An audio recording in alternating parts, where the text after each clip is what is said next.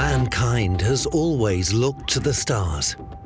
Since time immemorial, the universe has been a source of fascination and fundamental questions. What else is out there? How was all this created? Where do we come from? Without rockets, spaceflight would be impossible. Only if it has launch systems of its own can a country or an association of states lift off from the Earth and utilize space as a place of research, but also as an economic realm. Man's advance into space was long seen as a prestige duel between the United States and the Soviet Union, as it then was. But today, Europe also plays a leading role among the space nations. Welcome to Spacetime with astronaut and scientist Ulrich Walter. He knows that in space, incredible things await us. Space is an economic location. Satellites orbiting the Earth form the basis for ever-new business models. Manufacturing satellites and putting them in orbit is a multi-billion-dollar business, for Europe too. With its carrier rockets, the European space enterprise Arianespace is the world's most successful launch provider for commercial satellites. We in Europe can be really proud of our Ariane 5. So far, it has chalked up nearly 100 launches, with a reliability of 98%. As a result, we now cover almost 50% of the world market. So we really are in pole position. But our competitors are not sitting idly by. A small American company called SpaceX now builds launch vehicles which cost only half as much as Ariane 5. So how much longer can we maintain pole position? Europe has arrived in space. ESA, the European Space Agency, operates its own laboratory on the International Space Station and regularly sends astronauts into Earth orbit. The satellite market is booming, and where Earth observation and research into the solar system are concerned, the Europeans play a leading role. Europe is a space power.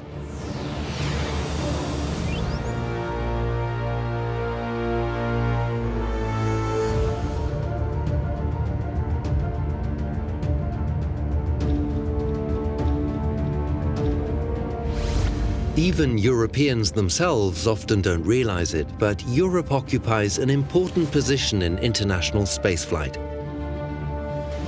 At ESA, remote sensing and environmental protection have absolute priority.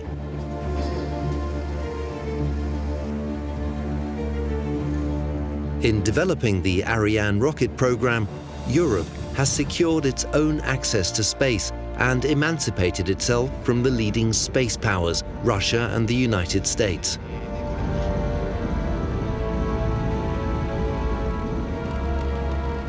Europe, as a whole, is relatively autonomous in virtually all areas. If we pool all our strengths and expertise, we will go a long, long way. Just how visionary and successful European spaceflight can be was shown by the Rosetta mission to the comet Churyumov-Gerasimenko. On board the Rosetta probe was Philae, a lander designed to descend to the comet, a lump of ice and dust hurtling through space. The journey took 10 years, 5 months and 4 days. 3 Earth flybys and 1 Mars flyby gave Rosetta additional speed, enable it to travel far beyond the inner solar system.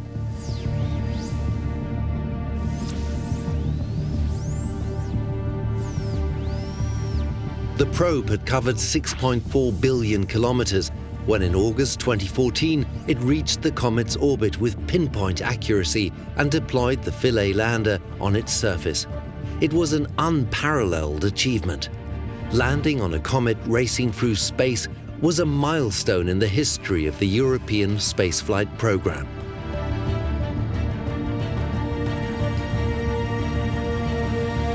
However, Philae did not touch down on the comet as gently as was planned, bouncing over its surface several times before finally coming to rest. Rosetta and Philae sent back data and pictures of inestimable value for 2 years, until September 2016, when the Rosetta mission was ended. We've established ourselves, but can't afford to rest. We must keep going. Spaceflight requires the courage to pursue visions. Curiosity and the passion for discovery are important characteristics of human nature. Half a century after man first set foot on the moon, Europe too is considering a return to the Earth satellite. Not as a solo effort, however. The aim is for the moon to serve as a base for joint future projects by the space nations. The European Moon Village concept is designed to stimulate global cooperation for deeper research into space. The Moon Village is not an ESA program. It's not about using taxpayers' money to build houses on the moon.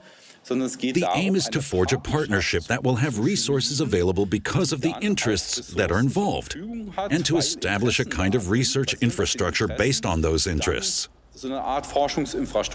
That's perhaps not too dissimilar from what the international community is currently doing in the Antarctic, where researchers, or those with interests there, are setting up stations in order to carry out research and to secure their interests.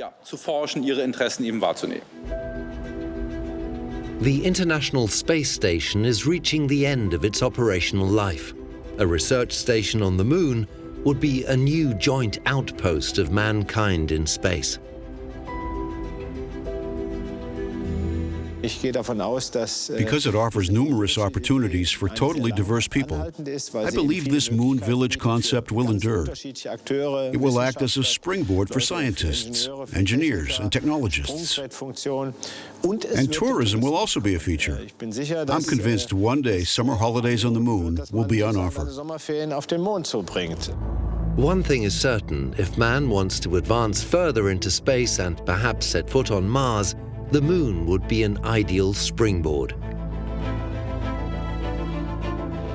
Where development of the European launch vehicle Ariane 6 is concerned, the focus is not so much on visions as on lucrative orders in the satellite business.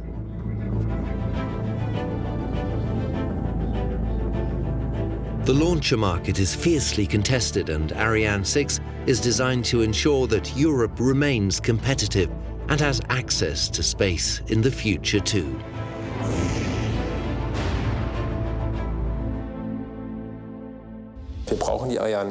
We need Ariane 6 in order to cut our prices. Of course, we want to remain market leader, and we can only achieve this by offering competitive launches. This means lowering our prices. We have no alternative, and that's why we're developing Ariane 6. The launch vehicle operator was startled by the appearance of a newcomer to the sector from California. The private spaceflight agency SpaceX offers transport into space at far more favorable conditions than the Europeans with their Ariane launchers. Over just a few years in the business, SpaceX has steadily increased its share of the market and is forcing the established providers to rethink. Ariane 6 is a modern launch system which, first and foremost, enables modern production and management systems to be used. Ariane 5 was based far more on a European division of labor. Above all, it was also heavily focused on manufacturing facilities. With Ariane 6, we are focused on industrial production even more and are trying to establish an optimized overall industrial system geared to general economic conditions. But with their family of Ariane rockets, it was the Europeans who proved that money can be earned in space. The launcher business was privatized a lot sooner in Europe than in Russia or the United States. And in the Arianespace joint venture, Europe has a company which has been successfully marketing launch vehicles for many years.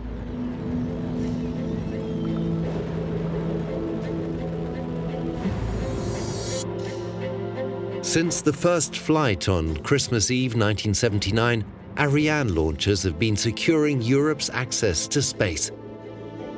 Before then, NASA had a monopoly on sending satellites into space on a commercial basis. Strangely enough, we have the Americans to thank for the success of the Ariane launches. Back in 1974, the Europeans wanted to build their own commercial new satellite. And they did. It was called Symphony. We then took it to the Americans and said, please launch it into orbit. But they said, no, it will compete with our own news satellites. You may use it only for test purposes. The European response was, no way. In the future, we will need reliable access to space.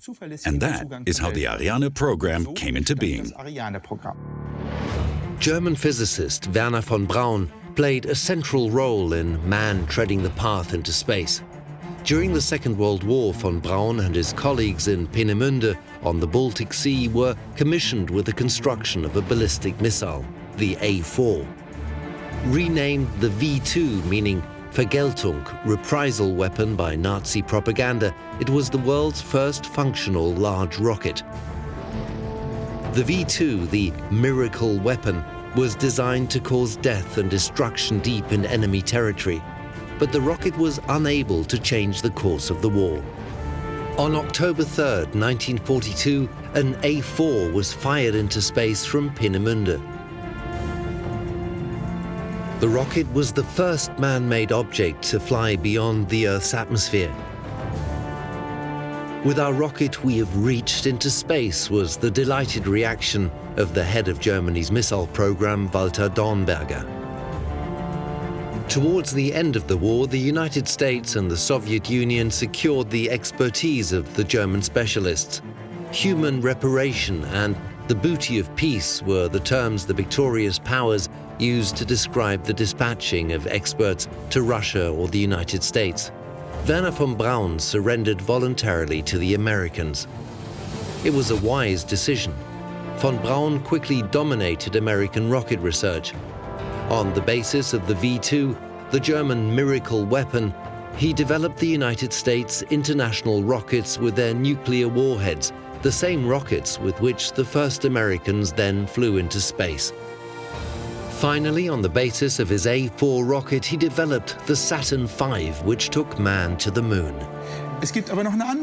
But there's also another story. The head of development in Peenemünde, Helmut Grüttrup, was captured by the Russians and taken to the Soviet Union, where he helped design the R-1, a purely military rocket. From this, the R-7 developed, the mother of all Russian rockets, including the Soyuz rockets, which are still in service today. What's more, the Chinese bought the R-7 technology and used it to develop their own Long March rocket.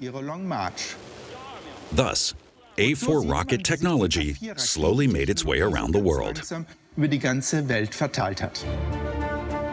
Europe almost missed out on the dawn of the space age. To ensure its own access to space, in the early 60s, the Europeans set up Eldo, the European Launcher Development Organization. On the basis of already existing national projects, the Europeans assembled their own space rocket.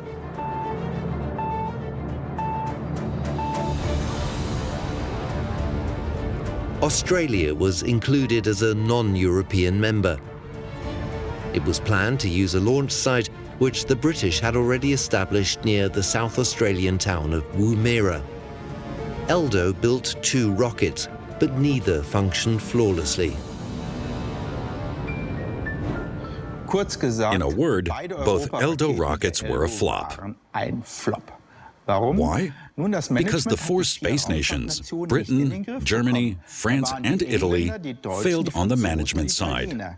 The Germans built the upper stage, starting from scratch. The British had their old Blue Streak rocket and thought, oh, we'll just throw that into the mix. It'll work. Basically, each nation did its own thing, and in the end, nothing worked. As a result, the 2 rockets exploded on liftoff.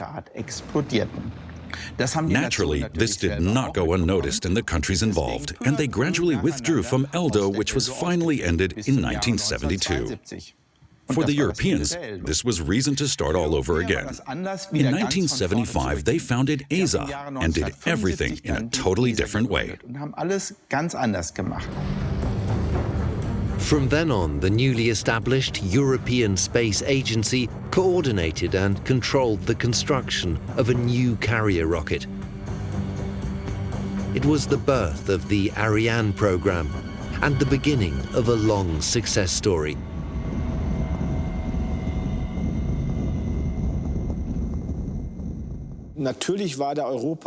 Europe was, of course, somewhat lagging behind as a result of the fiercely contested space race between the two superpowers, the United States and the Soviet Union. But it can also be said that Europe has made great strides, this time no longer messing around, but always attempting to cooperate with others in the space sector.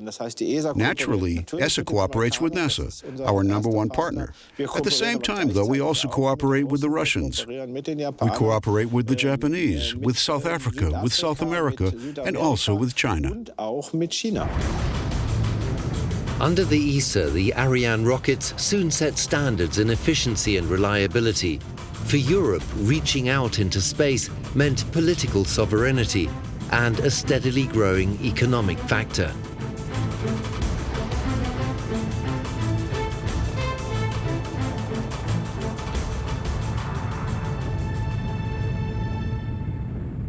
Raumfahrt setzt voraus, dass man To engage in spaceflight, you need rockets. auf diesem Gebiet Anyone who's not independent in this field is vulnerable. ist davon abhängig, dass They require their satellites to be launched by other nations who might not be well disposed toward them. in das All gebracht werden. It would be like ordering a spy satellite from the other side out of the question. Bei der gegnerischen Partei bestellt. But it is also about commercial utilization. Das hat aber auch etwas mit In this respect, anyone who is not able to cover the entire value-added chain in spaceflight is lagging behind. Ist bei der kommerziellen Nutzung hinten dran. The big money is earned in the classic utilization of Earth orbit, transporting satellites into space, marketing communication satellites, and selling remote sensing data. Satellites provide pictures and information faster and more precisely than ever before. People in Europe use space products every day, starting with the weather map. Then there's satellite navigation, which plays an important basic role. Only in 10 years' time will we fully realize its usefulness as inspiration for the next generation of discoverers, scientists, engineers, and technologists, and for exploration in the sense of technological innovation. Das sind Dinge, die sehen wir erst in 10 Jahren. Europe is still market leader in the satellite business, but real innovations usually come from elsewhere. The American Space Agency, NASA, places most of its business in private hands. It long since opened up its launch site at Cape Canaveral to commercial providers in the space business. Which space nations have launch sites, and where exactly are they located? Let's start with the Americans. Since the late 50s, their launch sites have traditionally been at Cape Canaveral in southern Florida. But the U.S. military has always insisted that launch sites also be located on the other side of the continent. That's why there's the Vandenberg Space Station complex in Southern California. Next, let's look at the Russians. They moved their launching pads to Baikonur in the middle of the Kazakh steppe. Why? Because there's nothing for miles around. That's important where launch sites are concerned, because in the event of an accident, like the rocket exploding or the lowest stage falling to Earth, no one would be injured. And that applies to all launch sites worldwide. The Russians established their other launching pad at Plesetsk in the north of the country. This enables polar orbits to be covered with ease. For their part, the Chinese have launch sites in China, the Japanese in Japan, and the Indians in India. And then there's Europe. The Europeans cannot, of course, launch their rockets from Europe. The continent is far too densely populated. So the French said, we've got this great colony in South America, French Guiana. There's nothing around the launch site but jungle and the sea. And that's the site Europe uses today. Europe's spaceport is located in South America on a narrow coastal strip near the city of Kourou in French Guiana. Ariane rockets have been flying into space from their launch pad in the jungle ever since 1979. The spaceport was established back in 1964. Initially, the French tested their own rockets. Then the European Space Agency was founded and the Ariane program launched. Situated just 500 kilometers from the equator, Kourou is the ideal location for a journey into space. One reason why there's no rocket launch site in Europe is because of the need to take off as close as possible to the equator. As you know, the Earth rotates in a west-east direction, and every point on our planet turns with it on a 24-hour cycle. So it has a certain orbital speed. This is greatest at the equator, where 40,000 kilometers have to be covered in 24 hours. When a satellite is launched, it's always launched towards the east because it's already given the speed of the location. So lifting off from the equator is a lot more energy efficient. Since the mid-1990s, the pride of European spaceflight, the Ariane 5, has also been launched from Kourou.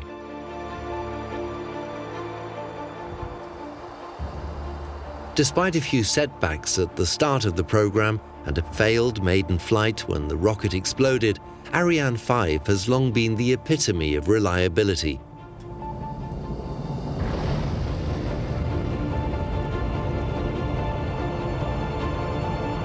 Every 8 weeks or so, an Ariane 5 lifts off from Kourou, taking satellites into space, often several satellites at once. A heavy goods transporter, it can convey an 11-ton payload into geostationary orbit and up to 20 tons into near-Earth orbit. Ariane 5's maiden flight was in 1996. It marked the start of a truly huge European space project within which the companies developing the rocket have grown together. There's excellent exchange on a technical level, so everyone is very familiar with this product, and this leads to great reliability.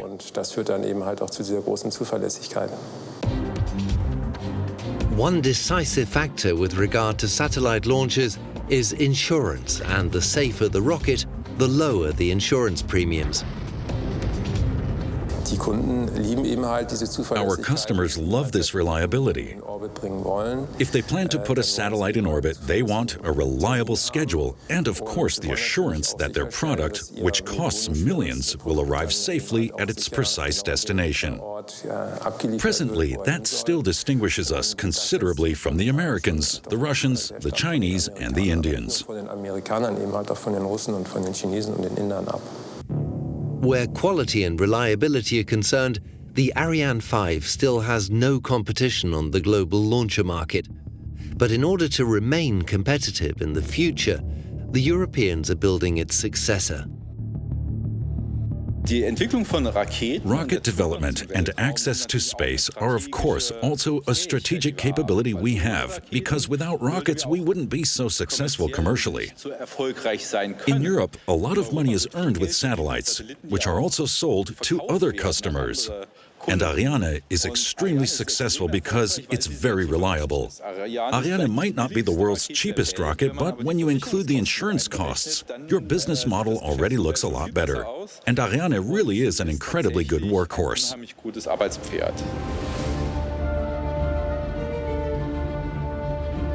The Ariane 6 program will bring the Ariane 5 era to a close. A completely new and more cost-effective development, Ariane 6, will ensure that Europe's door to space stays open in the future too. So what about the space industry in Germany? Well, we have two major companies, OHB and Airbus.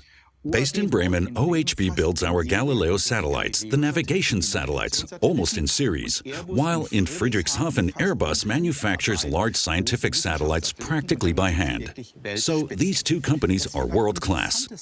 The situation is probably most interesting in Bremen. Airbus is based there too, and they build not only Europe's contribution to the space station, the Columbus facility, which is our space laboratory there.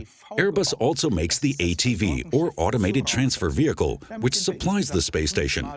We have flown there with it 5 times. And that really impressed the Americans. They said to the Europeans, we'd like to have that for our Orion.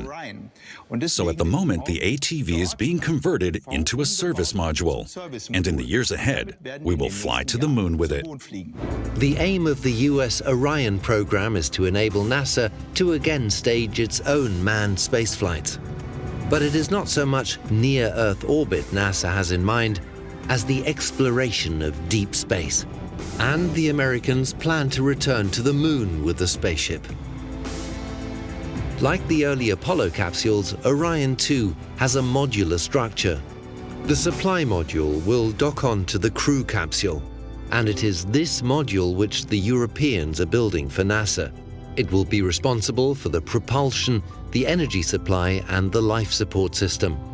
The service module will also ensure that the astronauts are supplied with electricity, drinking water, and oxygen. Through the European Service Module, for the first time, Europe is playing a critical role in the development of an American launch vehicle. Without the European Service Module, the system would not fly. This is a major step the Americans have taken, and we can only be grateful for it. Through the module, I believe, we're making an important contribution to the development of European spaceflight. The European Service Module, the ESM, is being built at Airbus in Bremen. This is the first time that Europeans have been involved in the construction of a spaceship designed to fly people deep into space. The ESM is based on the Automated Space Vehicle, or ATV, which was also built in Germany. The ATV was used for supplying the space station. It could transport 7.5 tons of freight to the ISS and thus ensure a supply of food, water, oxygen, and fuel. The unmanned ATV calculated its course independently and docked onto the space station automatically. The technologies developed for this will also be incorporated into the ESM. Like the service module, the ATV was also part of an exchange deal between the ESA and NASA. In making the technology available, the Europeans are covering their share of the International Space Station's operating costs. Let's talk about money. Exactly how much money does ESA have? As you see here, its typical budget totals 5.2 billion euros. And it's always said that manned spaceflight is the most expensive element. But look, that's not true. Accounting for 30%, the biggest share is taken up by Earth observation. In other words, all the satellites that are flying around up there recording all the data. Then come the launch vehicles, Ariane 5 and Ariane 6, with a share of 20%. Next, we have navigation. In other words, the manufacture and operation of the Galileo satellites. In fourth place is the scientific program, the scientific utilization of the data. And it's only in fifth place that we find manned spaceflight, which accounts for just 7% of total expenditure. As you can see, then all the rumors about manned spaceflight are not true. On the other hand, who are the biggest financial contributors to ESA? Top of the list is Germany, with around 800 million euros, followed by France with about 700 million. Of great importance here, however, is the gyro turn principle. Each country paying a certain sum into ESA receives just as much back for its own space industry. Through participating in the ISS, Europe is also able to maintain its own astronaut corps. Consequently, Europeans are regular members of the space station's crew. However, Europe does not have the capacity to put its own astronauts in space. We never intended to engage in manned spaceflight. It's all about satellites in diverse contexts and about research. That was always clear. In this respect, Europe has never competed with the Americans or the Chinese with regard to manned spaceflight. Besides, the EU budget would never allow for manned spaceflight. Every 2 years, the ESA Council of Ministers decides on future projects and approves the financing. Frage, ist das teuer? Isn't all this expensive? Yes, spaceflight is expensive, partly because safety requirements have to be met. And above all, spaceflight has to be designed for an operational time frame of 15 to 20 years. You can't just send a mechanic up to service a satellite. But the issue is also always about strategic independence. How much is that worth? How much is it worth for Europe to launch European communication satellites into space and, therefore, perhaps determine the communication systems for Europe on its own? How much is that worth? And what does it have to do with freedom of the press or with freedom of speech? Such issues have to be weighed totally differently from household budgets. The main cost factor is always the launch. Overcoming the Earth's gravitational force consumes most of the money in spaceflight. And it is here that visionary entrepreneurs see their chances in the market. Through mass production and uniform propulsion units, Elon Musk was able to reduce the cost of launching his rockets quite substantially. So far, though, SpaceX has not furnished proof that rocket reusability also has a positive effect. Clients who fly with a used rocket are at least given a discount. But without the support of government contracts, the private space companies in the United States, too, could not survive.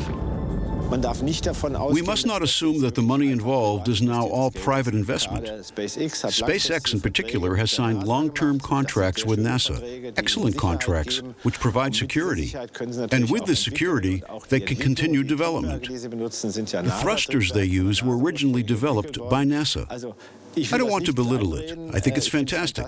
And these providers are putting pressure on us, not only through their cost structures, but also through their pricing policy. Take their manufacturing processes. The workshops at SpaceX, things look differently than what they do here. They can also take risks. If we did the same, we'd immediately face criticism. So it's important that there are these private investors and private firms. I must say, though, that Arianespace, the European satellite launch provider, is also a private company. It's wrong to regard Arianespace as being a state company. Just as Henry Ford once revolutionized car construction, with SpaceX, Elon Musk is setting new standards in US rocket technology. Because today, NASA, too, has to do some serious cost-cutting. The Europeans also had to put in more and more money. So for them, too, it became an economic calculation. If I put X amount in, what do I get out of it? If the satellite is launched for me, can my industry earn from it? This economic calculation was looked at far more closely in Europe than in the United States, where things are seen a lot more idealistically. In order to react more flexibly to the burgeoning satellite business, ESA included the Vega in its program. An Italian rocket development, in contrast to Ariane V, which is a heavy-lift rocket, the Vega was designed for transporting smaller satellites, and the market for these satellites in particular is growing. Just how expensive is a flight into space? That depends on whom you're flying with. Take Europe's Ariane V. One launch costs 140 million euros. Now you could say, wow, that's really expensive. But it's not at all expensive when compared with the cost of the satellite that's being taken into orbit. In general, around 400 million euros. Nevertheless, the satellite operator has, of course, to keep an eye on every euro. That's why at present, SpaceX, with its Falcon 9 rocket, is the big favorite. A Falcon 9 launch costs only 60 million euros. Consequently, Europe decided to build a new rocket, Ariane VI, which will cost customers only 90 million for larger and 75 million for smaller satellites. That's still more expensive than SpaceX. But because Ariane 6 will be reliable, the insurance costs will be lower. SpaceX, however, has an even bigger bargaining chip. Where price is concerned, it can go even lower. Basically, SpaceX could demand only 40 million euros for a launch, and that really would be a problem for Ariane 6. European companies can still hold their own, but spaceflight has become an extremely tough business with totally new competitors. It's not only SpaceX that is contesting the market. Today, China and India also have launch capacities to offer. What's more, increasing globalization is creating the need for greater flexibility and readiness to take risks.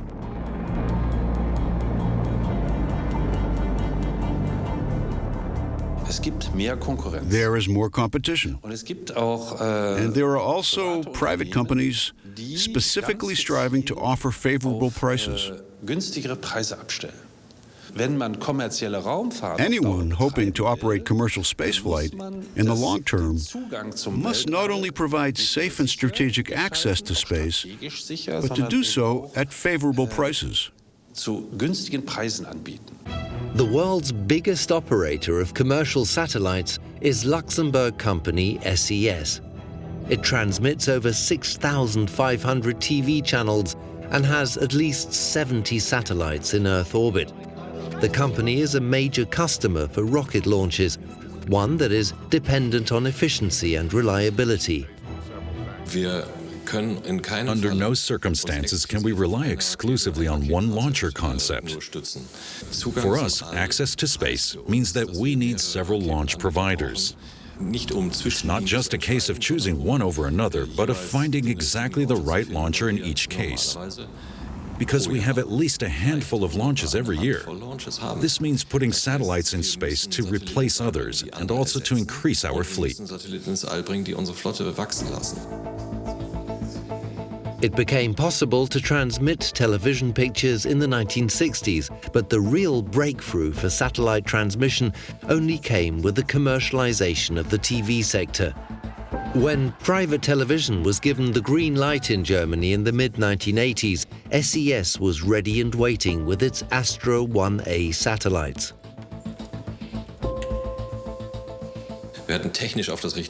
From a technical point of view, we bet on the right horse.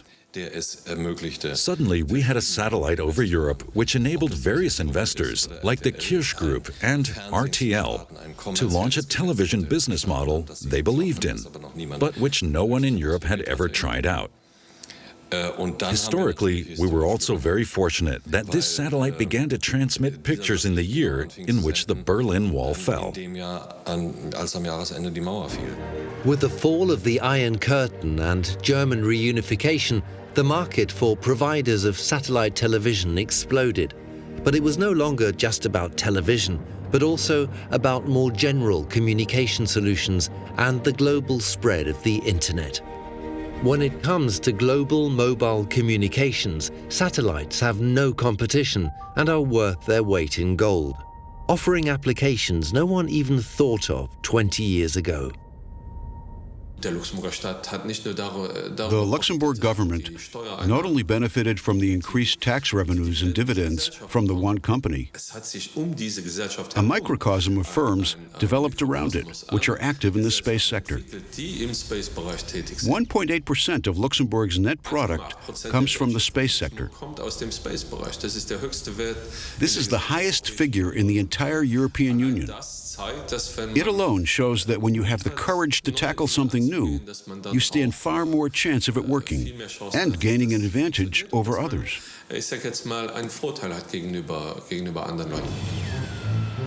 The little Grand Duchy is thinking big. Exploiting raw materials in space is also on the agenda. It is not so much about platinum or gold as about obtaining rocket fuel and marketing it directly in space. Here, Luxembourg is thinking in timescales not of a few years but of several decades. The country has had to adapt time and again to changing economic conditions and as a result develop strategies and visions for the future.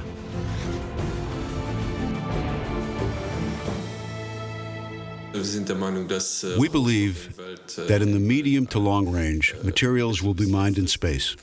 It's not a question of whether this will happen, but when. Luxembourg has always been a pioneer of new economic models. We have always had to reinvent ourselves. Companies from all over the world, research institutes from all over the world, they all want to come to us. They're all looking to Luxembourg. They would all like to become established in Luxembourg and work together with us. And that's precisely what we wanted to achieve. Spaceflight is on the onset of a golden era, and near-Earth orbit in particular holds the promise of totally new business models for visionary entrepreneurs. For many years now, we've been establishing startup centers within reach of research institutions. In doing so, we've created an environment in which young companies are offered support, and not only with regard to technology, an area in which most young entrepreneurs are proficient anyway. What they need to learn are things like management skills, issues of law, business models, where the market is, and where money can be made. And it is this support that young companies are given. Technological progress no longer limits spaceflight to state industries. The development of young engineers and scientists is also given specific support from the private sector. The German Aerospace Center, for instance, offers teams of students the opportunity to design and also test their own rocket engines and satellites. More and more startup firms are emerging which see their field of business in space, either in the development of research rockets or in the design and construction of mini satellites.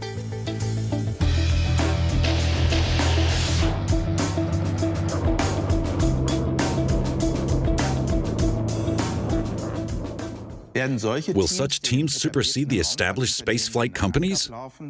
No, they most certainly won't. They would have to attach top priority to cost. And how can you reduce your costs? Well, you just go into a do-it-yourself store and buy everything you need. Then you put it all together and hope that it works. Naturally, it doesn't. In a team like that, you've got enough time to tinker around until it works to a certain degree. But if a satellite like that were in space, as a rule, it wouldn't function at all, or maybe for just a year or so. Spaceflight companies take a totally different approach.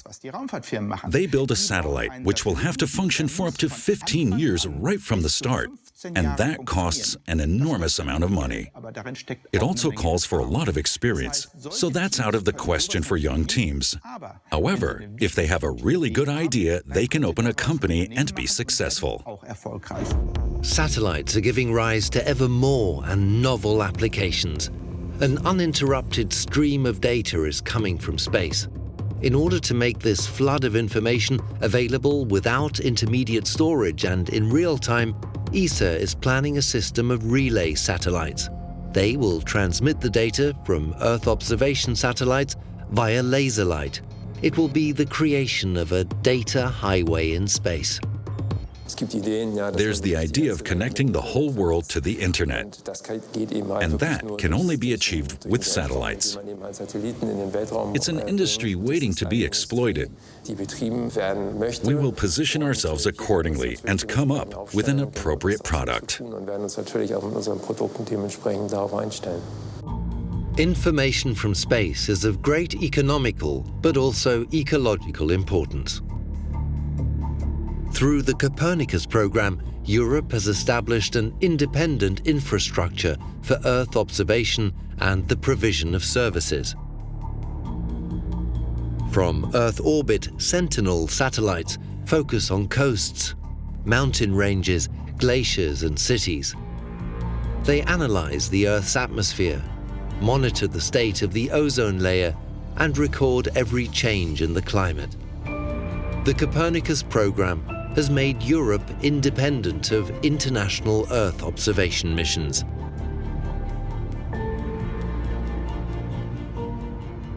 We in Europe have a capability many of our international partners lack, and that's our ability to coordinate. Many big countries, like Russia and the United States, find it a bit hard to accept that smaller partners also want a say in matters. But that comes natural to us.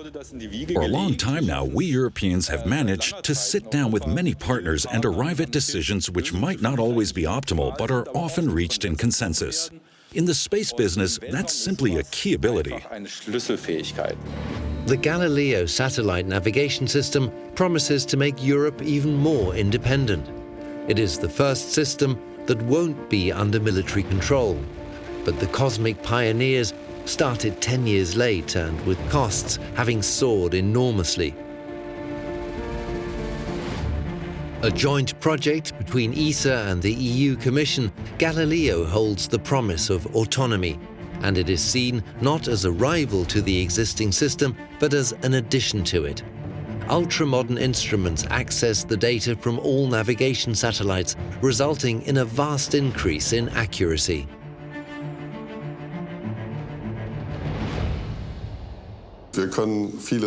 We can do a great deal ourselves. After all, in Galileo, we have developed our own navigation satellite program. We have our own X-ray satellites and many other smaller and larger satellites, news satellites. We do everything ourselves, and that, I think, is a great success story for Europeans as a whole, because everyone benefits. Whether satellite operation or missions deep into the solar system, the Europeans have conquered their part of space. What are the current issues with regard to the European space industry? Right at the top of the list is Ariane VI. How can we make it less expensive? ESA's answer is that we need to transfer the development and construction costs. And now, a newly established company, ASL, Airbus Safran Launchers, is taking over both. This way, it's hoped, the cost will drop. The question is, of course, whether reliability will also be guaranteed. There, only time will tell. The second big question involves the future of the space station. It will only be operated by the space nations until 2024.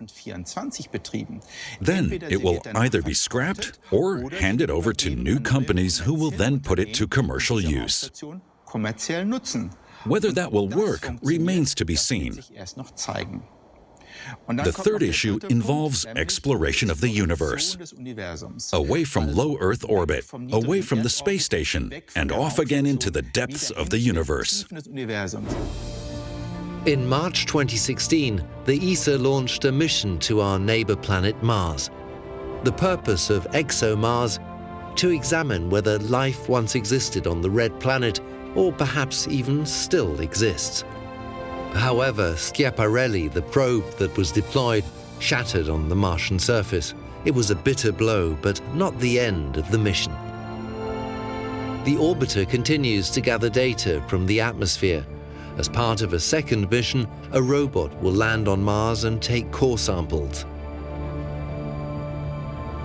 Such programs cost a lot of money, and purely scientific missions do not always meet with the approval of European ministers in charge of space matters.